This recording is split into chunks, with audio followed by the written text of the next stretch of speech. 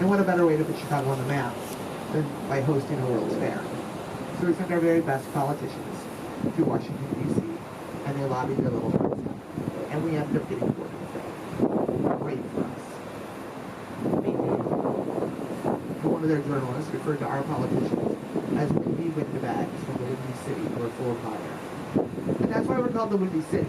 Not because we're the windiest city in America, which we are not. Hard to believe on a day like today.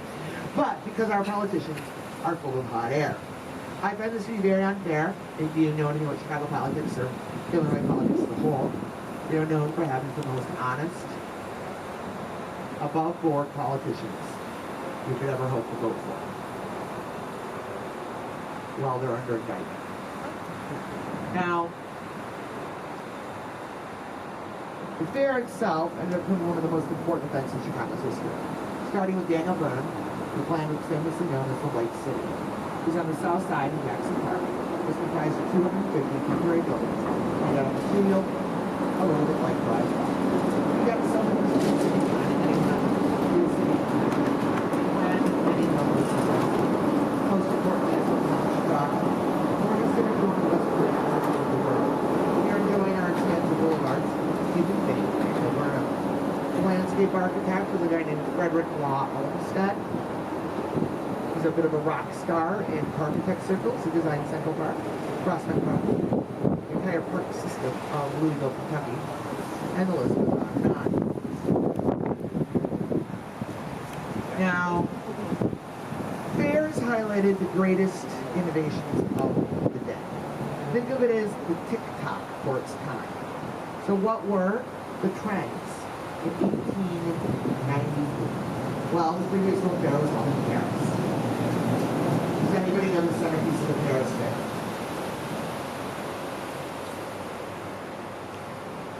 The Eiffel Tower. Burnham and the gang, they wanted to out Eiffel. So they found their very own structural engineering marvel called the Ferris wheel. That's right. Very first Ferris wheel in the world, right here in Chicago. It was over 200 feet tall, made partially out of wood. It had 60 gondolas, which held roughly 100 people each, and it took 40 minutes to get around.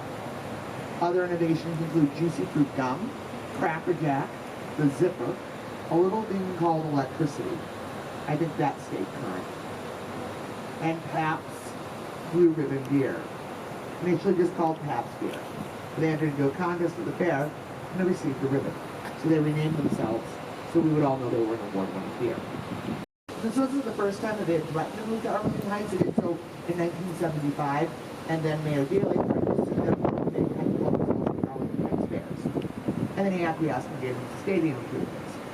Then, given that they've been talking about it for, 50 years, and they did by the racetrack, we all assumed they were moving to Arlington Heights. And then in June of 2023, we would say it's not a done deal. Arlington Heights and then they talked to some other mayors a little bit. And then in December they came back and they're like, maybe we could just build a new stadium on the south parking lot of our old train.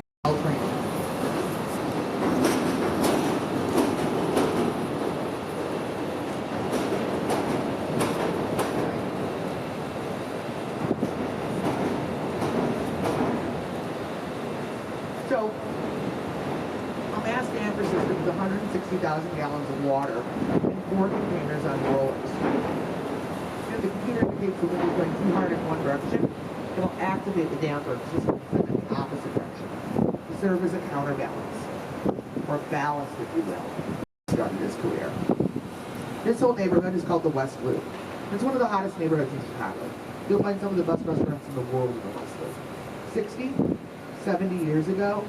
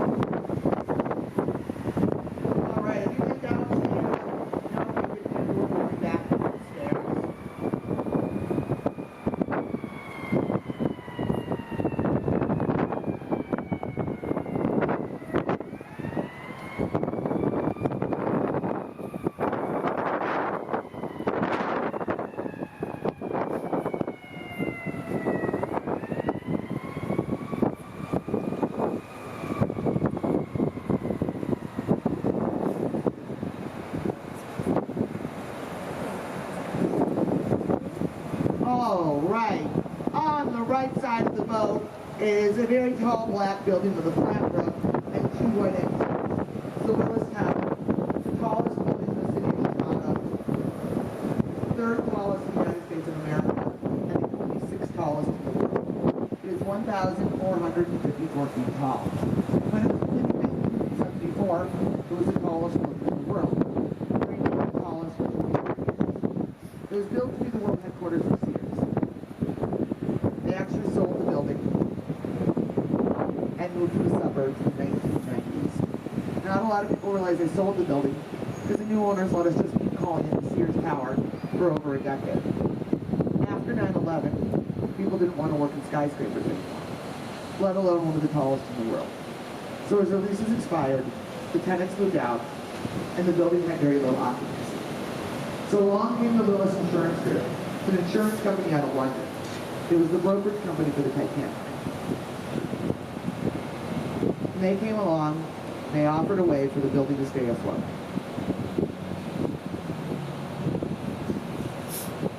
It's just the tip of the iceberg. They rented 3 floors in exchange for the naming rights. So they rent 3 floors. They don't own the building, but they're not the principal tenant. The principal tenant is United Airlines, so 25% of the building. Now, United renegotiated their lease, and they have the naming rights. So when Willis's lease is up, it could become United Airlines Tower.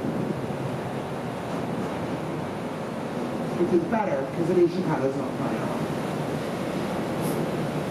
I mean, either way, my heart will go on. Oh, yes, it's all coming back to me now. It is called the Willis Tower. That is the official name of the building. In Chicago, we spell that S-E-A-R-S.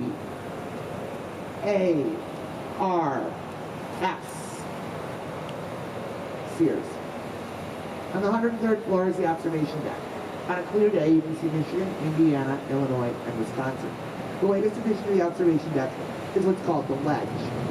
The retractable glass boxes that people step out of, and they look down. Now, the ledge has multiple layers of glass. The top layer is a protective coating that keeps it from getting scratched. And it needs to be replaced about every 5 years. The only way they know it's time to replace it is when someone steps out onto the ledge and that layer cracks beneath their feet. It happened most recently in June of 2019, so about 5 years ago. So, Skidmore, Owings & Merrill are the architects. Bruce Graham is the lead architect.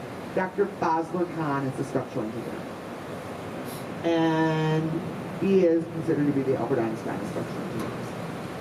So the building is made into what's called bundled tubular construction.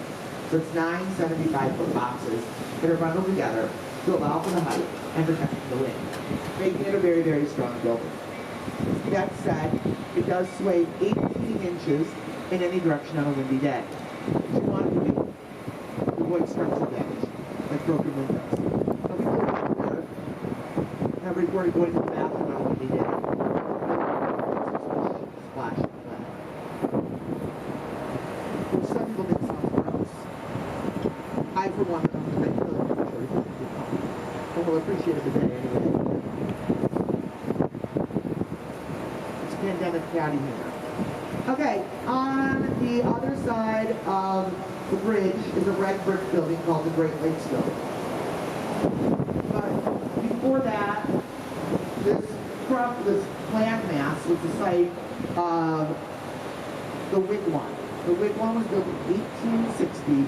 It was the 1860 Republican Party primary. And it was there at the 1860 Republican Party primary that a politician from Illinois received the party nomination and went on to be president of the United States. Does anybody know who that is? Abraham Lincoln. Elton. Okay, sometimes people guess Obama, some people guess George Bush. In Illinois, we've had, they're both in Texas, by the way. In Illinois, we've had 4 presidents, Lincoln, Reagan, Obama, and Grant. Now we're turning onto the main branch of the Chicago River. And this marks the beginning of the Riverwalk. which I'll talk about in a little bit. But first I want to talk about this green glass building, 333 West Wacker, completed in 1983. The architects are Cole, Pedersen, and Fox. And it's in a style that we call... I lived here then. And I can tell you, though I don't speak for all Chicagoans, we didn't really care about hanging out in the Chicago River. Now we've got the building with the white base with a stack of floors, it's glass and steel. 77 West Wacker, completed in 1990. Ricardo Bofill is the architect. And it's in a style that we call classical modernism. So at the base we've got arches, which we associate with classical Roman architecture. And the stack of floors, the glass and the steel, that's the modern part.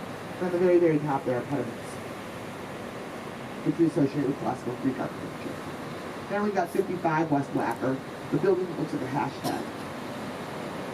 If you knew what a Montgomery board was, you might call it a pound sign. Now, I read about a tour guide who specialized in ugly buildings, and he referred to this as the Danny DeVito of buildings. The gray building with the silver mulligans in the window will be over that building, completed in 1989, including Rocher, the architects. And it's award-winning, designed to be a column within a column within a column. It is home to the Overnight Advertising Agency, which is world famous. Some of their campaigns include Tony the Tiger, Snap Crackle Pop, and the Onyx Song, and my personal favorite. There you go. Coming to you, we've got a Beaux-Arts style building, an old Tudor building. It's got that decorative base, staff with doors, decorative top. At the very, very top there, it's a dome. In architectural terms, that's called a velvet.